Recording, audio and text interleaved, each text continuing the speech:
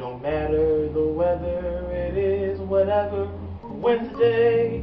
Welcome to the Deacon Kirby. It is whatever Wednesday. We're here on the last Wednesday of 2014. Matter of fact, it's the last day in 2014. Okay, well anyway, the point is, it's the last of a day. A last of a year.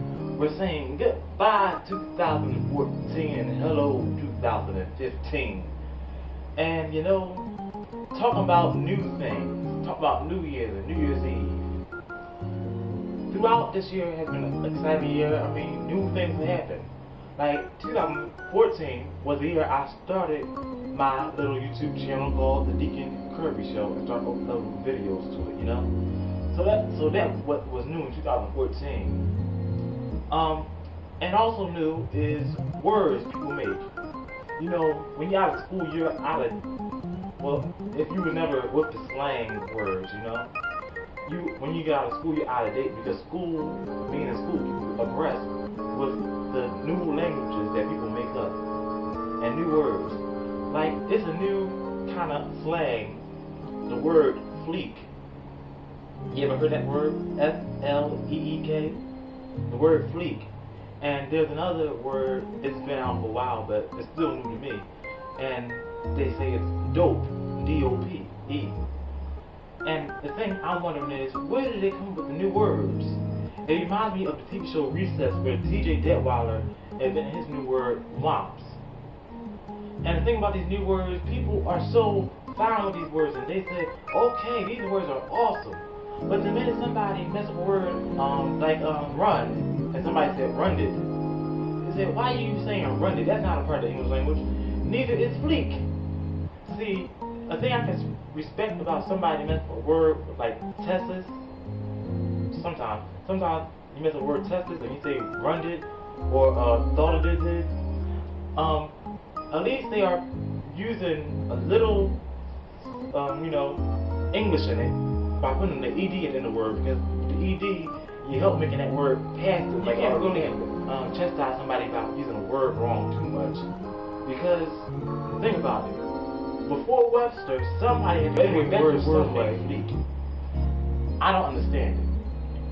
When I first heard this word slang called fleek, I'm like, what in the world is a fleek?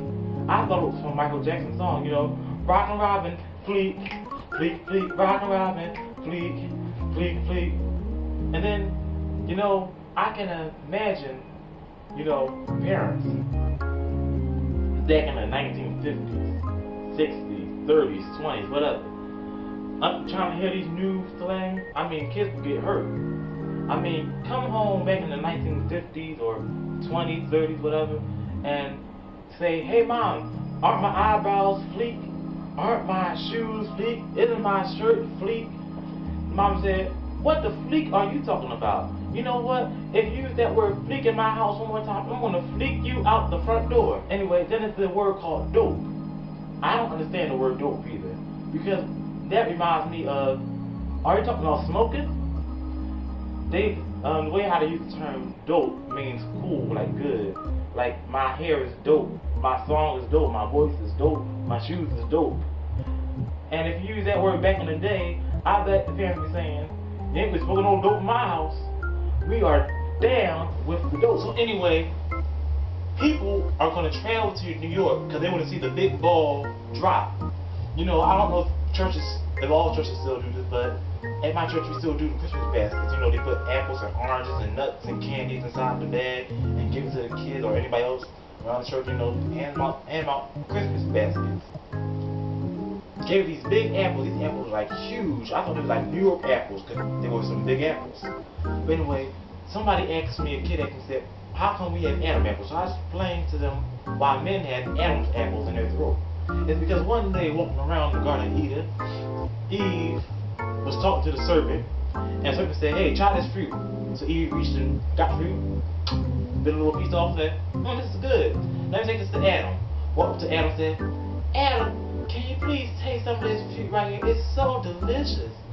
Adam said, okay, Eve, I'll eat some of your fruit. So Eve handed the fruit up to Adam's mouth, and Adam took a big hunk out of Adam's mouth.